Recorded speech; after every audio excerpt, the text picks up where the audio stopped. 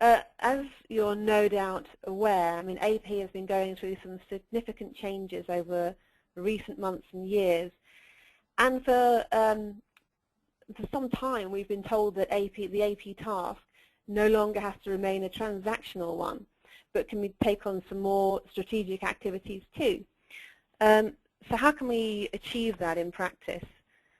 This morning we'll be hearing from Principal Business Consultant Andrew Santos, who will talk us through the steps he took to lead his AP team on the path to success. He'll talk to us about how he's able to bring about some dramatic changes when they implemented both new technology and key process improvements. So this morning's webinar will show you how it's possible to effectively transform the way your departments run while making sure you get the right level of buy-in as well from those people who are going to be affected. Okay, so before I hand you over to Andrew, let's just tell you a little bit about your presenters today. I'm Ellen Lees, editor of APN, and my aim is to offer finance professionals a forum where they can address and find out how to overcome some of the challenges and issues facing their departments, as well as access other information such as topical news items, jobs, surveys and reports, webinars and events, etc. And Andrew Santos has years of key industry experience and has been instrumental in creating and managing turnaround situations, including within Australian Pharmaceutical Industries, a role which you'll hear about much more about from him in just a moment. In fact, the success that he achieved there inspired his current role as a Principal Business Consultant for Basware. Okay, so just before I hand you over to Andrew, the session is interactive, and you do have the opportunity to ask questions by adding them into the free text box in your GoToWebinar panel over on the right-hand side of your screen. So if you type these in, I'll ask Andrew to address them at the end of the webinar.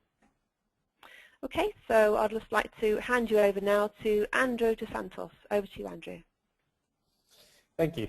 Ellen, and thank you everybody for joining me today. So before I start, I thought I'd quickly outline what it is that we'll talk about today. After a brief introduction as to who I am, I'd like to introduce the concept of AP Changemaker as presented by APN, the opportunity it presents, who it is, and hopefully that's you, and what it takes to be one. This then dovetails into my journey as the AP Changemaker, where I hope to share with you my experiences, what I was able to learn and also achieve in this role. Of course, not to leave you without some kind of action to go forward with, I'll briefly talk to you about what it is that I, Basware, and our value consulting team can support, or how we can support you and your organization in these endeavors. But without further ado, I'll introduce myself. So who am I? As you know, my name is Andrew Santos, and whilst I'm a recent addition to the UK, I'm no stranger to this region, having a global reach in my roles with Basware. But today is not necessarily about my contributions within Basware, but what got me here in the first place. So it's been over 10 years now since I joined the AP world as at one of Australia's leading beverage companies, Lion Nathan. So this is where my journey as the AP Changemaker started. Not satisfied with the status quo, and certainly an undeniable itch to make the world a more efficient and effective place, if you will, I began suggesting and then driving continuous improvement initiatives, ranging from the way we interacted with our customers to the systems and processes we use to support them. With this drive and a number of achievements under my belt, it wasn't terribly long before I was asked to join the team at one of Australia's leading health and beauty companies, Australian Pharmaceutical Industries. It was here that I was able to cement my status as the AP Changemaker. From when I joined API to when I left, I never ceased to drive improvements in all areas P2P. It started with accounts payable with the introduction of new systems and processes, and these resulted in significant realization of value through the combination of cost savings, process efficiencies, and certainly in one area that I think can be overlooked or underestimated, process effectiveness. It is part of my experience that I want to share with you today. But look, from here, I work to drive further improvements that touch on a variety of areas, including operations, procurement, finance, and supply chain, representing finance no less in a variety of organization-wide projects. It was a great time for me, but ultimately I was actually seduced by the prospect of working with Basware as a business consultant, where I suddenly had a remit to bring my experience to help many more organizations. And of course, as you may notice from my bio on screen, it hasn't stopped me from getting my hands dirty, so to speak, with a recent engagement as a P2P services and strategy manager for a non-for-profit in Australia, where I helped design and deliver a strategy to help the development of their purchase-to-pay operations. But look, that's enough about me. I'd like to introduce you to the AP Changemaker. As a result of a number of interviews, and I guess you could say some relative research, Basware profiled the AP Changemaker as a person who recognizes opportunities, promotes change, and drives that change within the area or organization, builds the business case for these changes, manages the transition with a view to achieve the right results, but above all, does not stop aiming for that improvement. I'm hoping because you're on the call today that this sounds relatively familiar, and like me, you embody much of the Changemaker persona. Of course, it can be more complicated than those specific 6 bullets, and how we get from A to B to C is going to be relatively different. But as Basware points out in these slides, there are some commonalities out there in the field. So what kind of opportunities can the AP Changemaker take advantage of? And in real terms, what potential value does this represent for your organization? It's not always an easy answer, and despite the great material we have available, we can start looking outside the box, or at least we can start looking outside our immediate little box. And by this I mean looking beyond the walls of your organization to understand the relative state of AP. And we can do this first and foremost by benchmarking performance. There's a great research paper presented by Ardent Partners which effectively shows us that companies greatly differ in their AP performance metrics.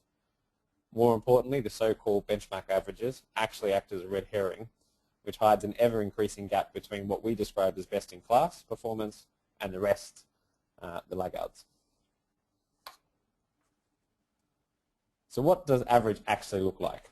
The benchmark data highlighted in the research shows us that it costs on average around $19 to process an invoice every single time, and that the norm is that one FTE can process about 25,000 invoices per year.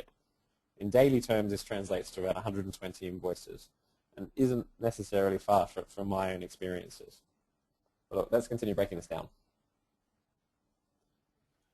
The level of dysfunction, as it's kindly termed, is on average around 16%. This is a true exception, not necessarily from automation. Further, it takes about 2 weeks to process an invoice, and then we subsequently pay about 30% of these late. In my view, and I'm sure in yours, average doesn't look great either. And whilst the language may appear a little bit extreme, from dysfunctional, slow and late, the reality is the average leaves a lot to be desired. That said, we shouldn't feel bad about these statistics, and even if you can relate to them, we should embrace them, in fact. After all, recognizing opportunity to improve is the first and possibly the most important trait of the AP Changemaker. So what can the AP Changemaker do, or more directly, what can you do? Well, the answer is we can do some pretty impressive things. So if we look at the top 20%, we see that it costs significantly less to process an invoice compared to the average performer, with about 70% more capacity to process an invoice per FTE. $2.20 is what it costs the best in class to process an invoice. And it takes less than 4 days to process that invoice. This opens the door to the prompt payment code, early payment discounts, better cash flow management, and again, something that I think can be overlooked, enhanced supplier relationships. The bottom line is, and I'm pretty sure I don't need to convince many people on this call, that AP Changemakers do some great work. So looking at some more statistics, we can see the value the AP Changemaker can bring simply by drawing lines to the KPIs we tend to follow. So straight-through processing, as an example, brings us massive cost savings and a faster process overall, which means more early opportunities or more early payment discount opportunities. More suppliers sending electronic invoices translates to a smoother process, higher straight-through processing rates, and closer buyer-supplier relationships. Paying on time, bills on time, of course, is just good business, and we see this reflected in initiatives such as the prompt payment code. Fewer exceptions means more time spent doing value-added work rather than putting out fires, paying late payment fees, and missing those early payment discounts.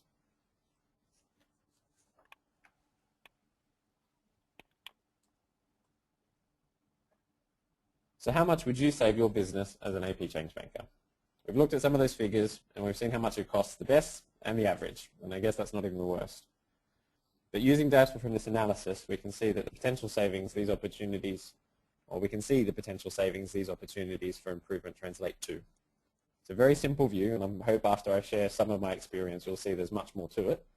But if anything, it helps us illustrate the size of the prize, and it's a rather large prize, and I'm sure you're quite aware of it already. So we've talked about the who and the opportunity that the AP Changemaker represents, and I dare say you've recognized some of the traits in yourselves. But how do you become the AP Changemaker? Well, naturally, I can't directly answer that. However, I can share with you my experience, particularly my part, and I guess my perspective in the transformation of the accounts payable at a company known as Australian Pharmaceutical Industries. Essentially, this is my time as the AP Changemaker.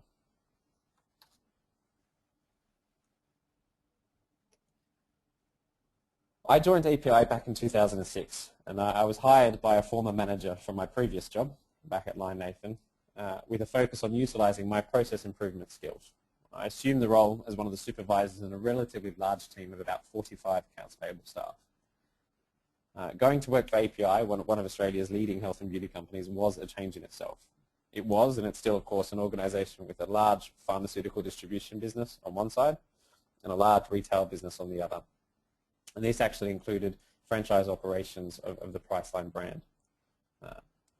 The business itself operated warehouses across the entire country to distribute goods to independent pharmacies, although there was only one warehouse at the time serving the retail business. It was only a week before I joined API that I came to discover the person who actually hired me was no longer at API, and this left me to report into a new AP manager with a little idea of my background, or indeed the purpose in the role that had been created for me. I didn't let this get in my way, however. So we decided when I started that my intention would be to represent the accounts payable team in a project well underway to replace the purchasing and inventory management systems. This meant my first task was essentially to get a total understanding of all things accounts payable at API.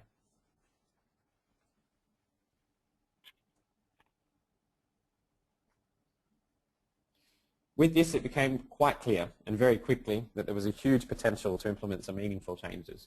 I recognized opportunity. The relatively recent acquisition of the retail business meant little was integrated.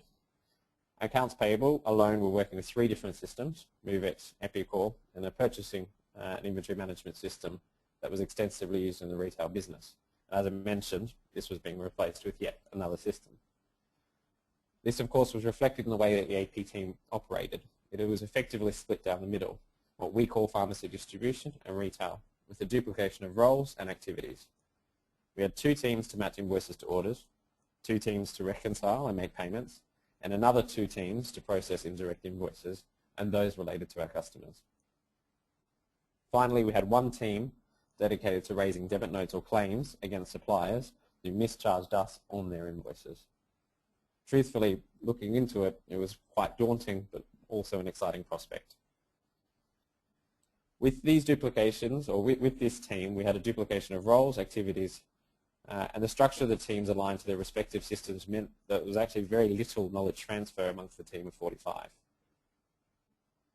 Added to this was the volume. So the volume was relatively significant, with over 1 million invoices per year. Breaking this down a little further, 75% of this volume belonged to the retail business, linked to purchase orders and inventory, 20% to the distribution business, and the remaining 5% was indirect spend across the entire organization and actually had no purchase order. Under the hood, so to speak, we averaged approximately 15 lines per invoice, which was a very, very relevant metric to us. With all this potential and more, it was simply a case that change was inevitable.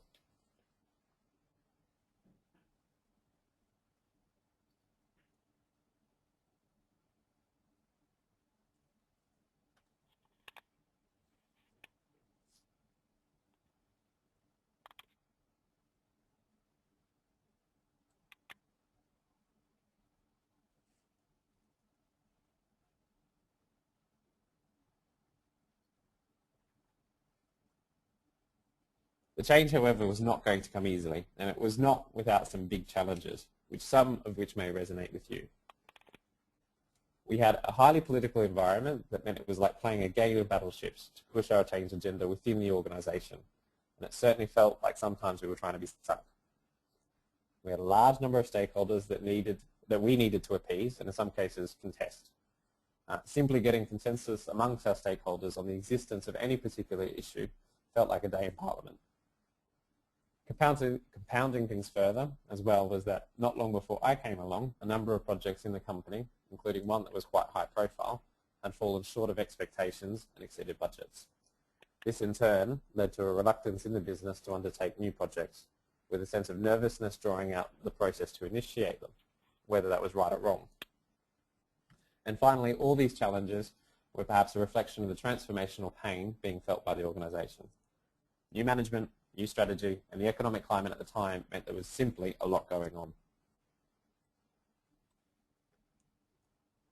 However, the opportunity was too great and I, perhaps too determined, or some may say stubborn, to let that get in the way. So I embarked on a mission to promote change in our business and set out on a semi-strategic path to achieve it. I say semi-strategic since, as much as I'd like to say it was part of a clever master plan, it was in reality a plan that was developed over time as I settled into the business and, of course, my role. I essentially addressed the promotion of change in three ways.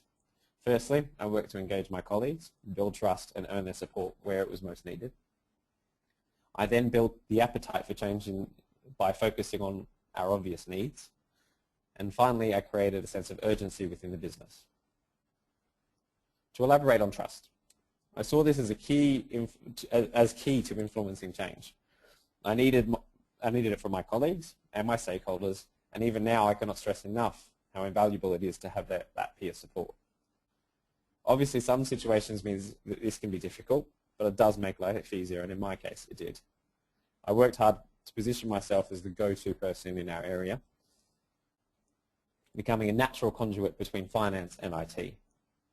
This early in the game, it was not about changing things. And in fact, a great piece of advice that I received was not to run into my new role trying to change everything right away, or worse, stating that everything that my colleagues were doing was not good, as this would only cultivate anger and perhaps resistance.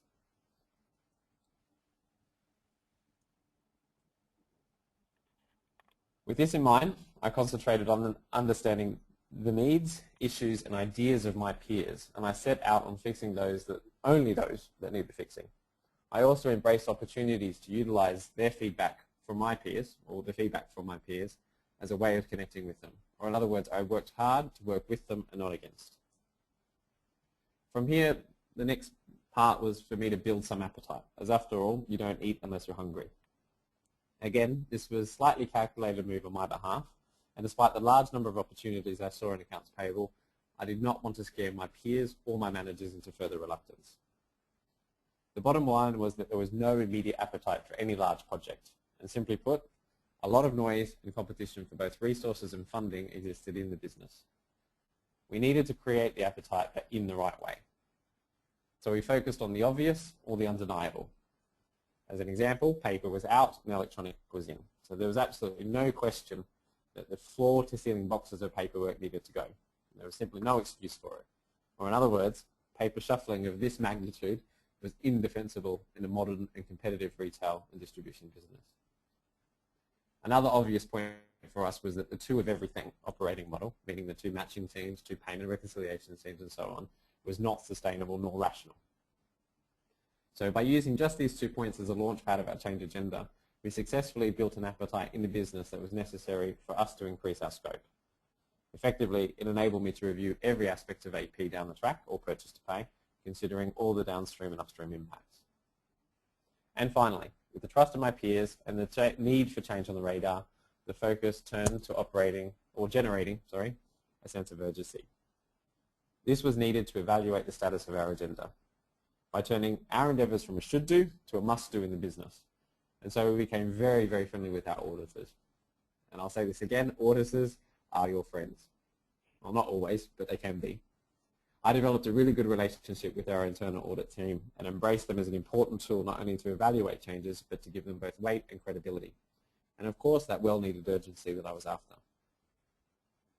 Our situation, as yours might be today, was that we had a number of gaps in our business processes that needed changes to systems. Using this to our advantage, we were sure that our changes addressed these specific gaps organically or naturally.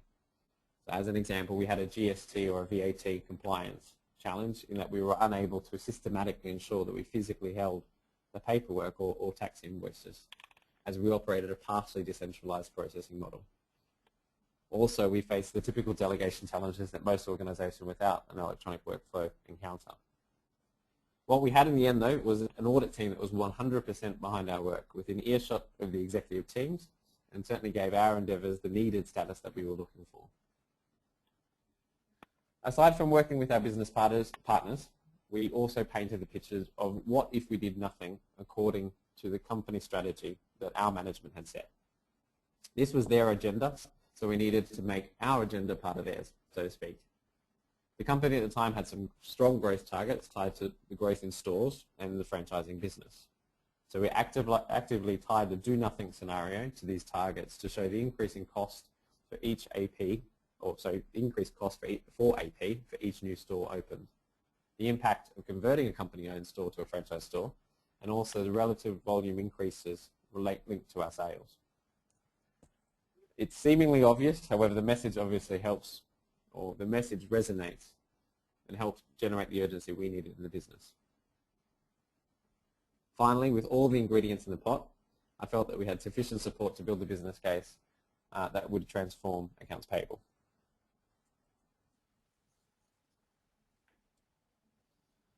This in itself did take a little time. So the development of the business case started by looking at those obvious needs that created the appetite for change. It quickly evolved into much more, having recognized fairly early on in the process that introducing a workflow or scan and capture system would attract similar investment costs to a fit-for-purpose AP automation solution. And of course, jumping a little bit ahead, with full disclosure, this is where Basware came into the picture. What this did mean for us, though, was that we could truly look at the transformation of AP into best-in-class, and a best-in-class function supported by equally great tools. Another aspect that ultimately influenced the direction of the business case and the overall vision for AP was how we intended to manage incoming invoices. At the time when most organizations or most businesses were focused on the digitization of paper, we looked further ahead and set our sights on true e-invoicing. For this reason, we did not give any weight, or very little weight, to in-house scanning solutions, preferring to outsource the process in lieu of an active effort further down the track to convert more than 50% of our volume into the electronic form. It also happened to suit our business model quite perfectly, as the retail world experiences many peaks and troughs, and therefore would represent reasonable staffing challenges. Forward thinking, not just the current fad, had us on the right path. When it came to requirements, they were defined by our intended outcomes, and to the business meant paying suppliers 2 terms, posting of invoices to the respective financial systems based on the purchasing company and accurately, paying invoices to the relative value of the PO and goods receipt, the accurate charging of inventory distributed to our franchise stores, as this was automatically done when the store themselves received the goods in their system, and the raising of debit note requests for inaccurate invoice charges at the time the invoice was processed. In other words, to reduce leakage. And of course, we wanted to empower managers with full control of their purchases and linkage back to their own budgets. Essentially taking these requirements, or these outcomes, so to speak, we took them and understood how they were best achieved by the products and the solutions being considered. The view I had and shared with others was that by adopting so-called best practices offered by these solutions, what might be a little bit more pragmatic to say established practices by best-in-class solutions, is that success was more assured than if we approached this in the reverse. And because this exercise was initially done, in some respects, behind the scenes, it meant that we had a great opportunity to rethink everything without being weighed down by change management issues. Fast forward, and the result was a completed definition and evaluation exercise. We had come to understand exactly how the new processes would look, how the tool would be used, and the net impact or benefit that would be delivered. And if I say so myself, we came up with some pretty impressive results.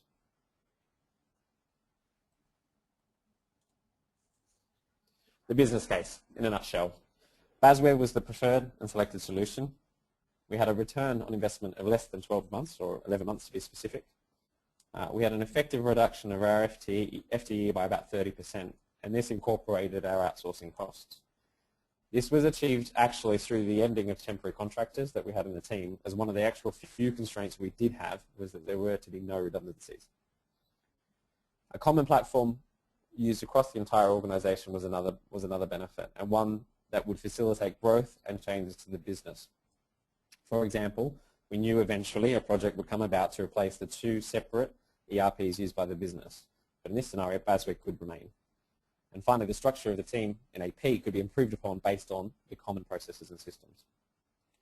Added to that, a host of intangibles that included better collaboration, enhanced control and reporting, accuracy, and of course the closure of known but not easily reportable leakage issues in our matching process helped seal the deal.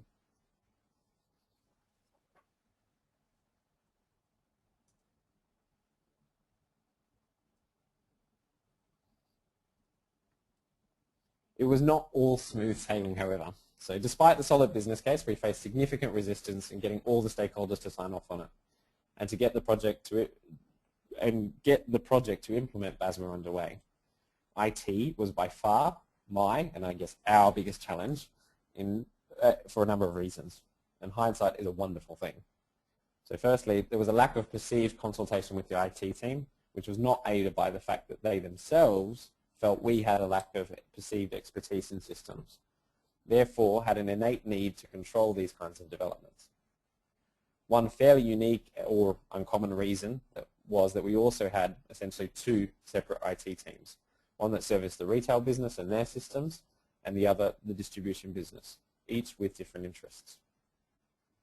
As a result, IT actually brought in an external consulting company to validate our business case through the creation of their own. It was an expensive exercise, and the result, surprise, surprise, was the same as ours. In fact, when it came to forecasting savings, we had been a little bit more conservative to give us our own buffer in the subsequent project. Whilst on the face of it, it seemed like a waste of time and resources, the truth is it helped dislodge the roadblocks preventing us from executing our transformation. And so after 14 wonderful months, in particularly interesting circumstances, the business case was born, validated, and approved. It wasn't a short road, and it certainly wasn't an easy one, but it was certainly an extremely rewarding one for me when I saw that last page in the business case document with all the signatures that we needed.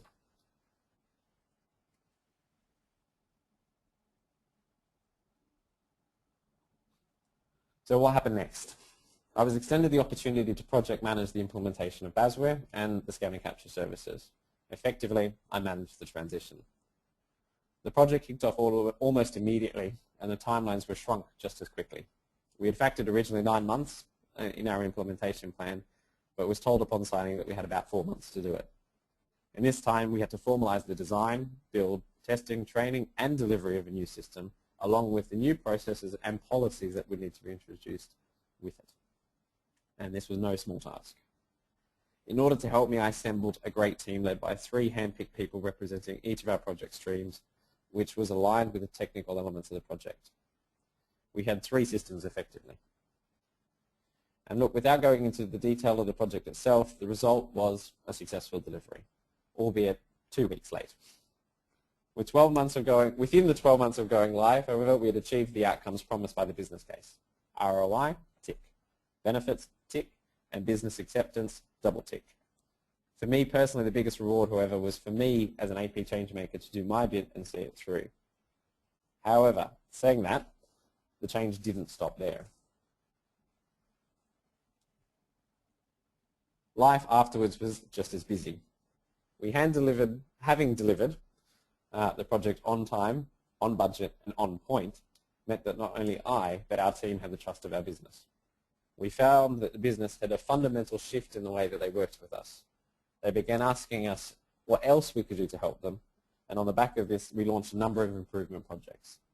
These included one to enhance our automatic matching rates, and what we ended up with I think was around 80% of invoices automatically processed. We had launched a project to better manage recurring purchases, so everything from store leases to the way that we paid electricity. But the big ticket item, of course, was the e-invoice activation for the top 25 suppliers. So that translated to, I think, roughly around 60% of overall volume, but the idea was to get the top 25 suppliers sending true electronic invoices. For me personally, I was quickly moved on into a formal role as the Process and Systems Improvement Analyst, where my prime objective was to drive process and systems improvements in finance and beyond.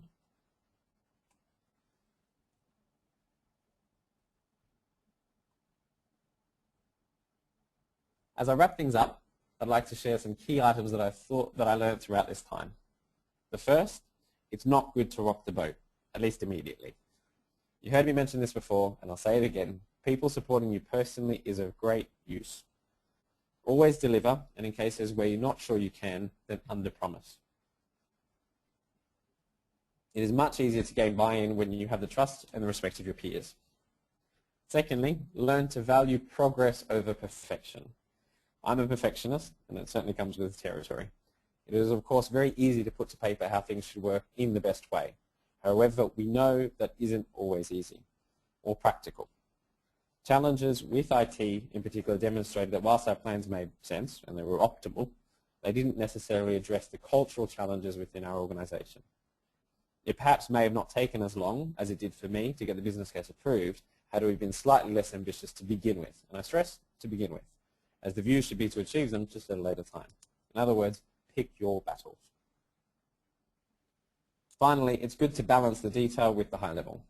So most organizations unaccustomed to change will fight them, and usually the battleground is chosen in the details. Whilst very important to consider, the winning AP changemaker, in my mind, will start and end on the overall vision. More importantly, we sell that vision. Once the vision is sold, we can work the details in, and importantly, the result is that you and the business will work out which of the details and which of the requirements are, in fact, truthfully important.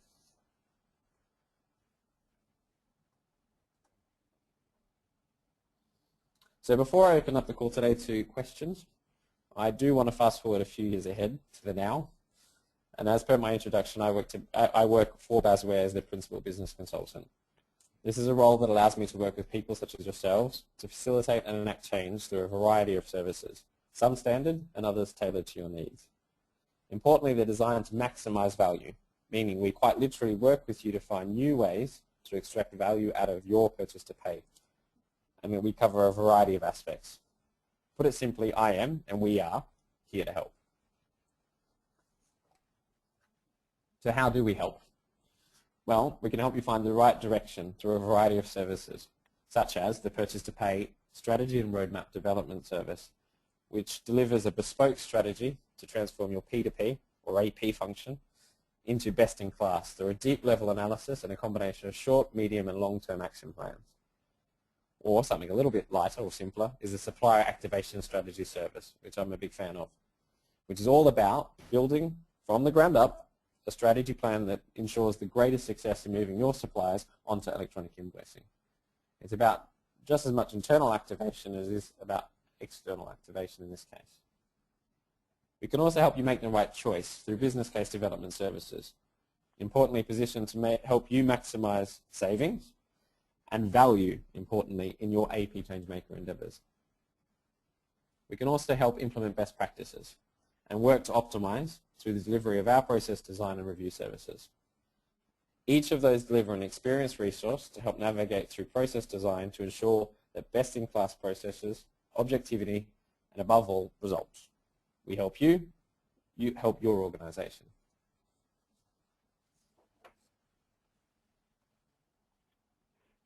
Okay, thanks for a very informative webinar, Andrew. That's great. We have had a question in from someone who'd like to, and perhaps to some extent, I think you may have answered this in one of your initial slides, but someone's asking whether you encountered much resistance to change from other staff members, and what kind of training, or was there a training program that you put them through? Definitely. I mean, I think when I first joined the organization, there was a lot of well, you could say there was quite a bit of turbulence. So people were, I guess, a little bit apprehensive about anything, and that's why, to begin with, I really did my best to not rock that boat and try and build those relationships. When it came to the project itself, of course, we did face some resistance, particularly those, we had some staff members that had been in the team for, I think, almost 20 years at the time. So it's a very long time, in which case we really put them at the forefront of our testing program. Those particular ones, or staff members that we felt were the most resistant, we actually really put them into the testing program for us and helped them feel part of the team. I think strategically on the project itself, we opened up the name of the project to the accounts payable team as well. There's some really interesting choices, but I think we ended up with Project KISS, which also sort of worked into the strategy of the marketing strategy of the Priceline business. So from a change management point of view, it was tough. Finally, with the business itself, we actually did roadshows. So definitely there is power in online learning, but we decided that we would go to each office in all of our states and run through some training face-to-face, because particularly for the end users, not so much AP, but for people who are using a system like Basware at the end, a lot of it's actually not the system itself, but the process changes going through. So for us, it was selling it face-to-face, and to be honest with you, I think we had about 350 users, of which I could probably pick out 5 people that were, let's say, somewhat difficult. The rest were actually pretty much on board. Yeah, so I guess the key is to have a combination of those two things. Then, as you say, Andrew, you know, the online learning and then and the face-to-face as well, and really get as many people on board as you can. There have been a few other questions about the slides. The slides will be available afterwards, and if anyone's got any further questions, then please just email me. I think you should all have my email address, and we can get some of those answers back to you. So thanks once again for attending this morning, and do keep a lookout for the next APN webinar, which is on the 12th of June, and takes a look at how we achieve maximum efficiency from your supplier statement reconciliation process. It promises to be another fantastic webinar, and I hope you'll be able to attend. In the meantime, thanks very much to Andrew once again, and to you all. Enjoy the rest of your day.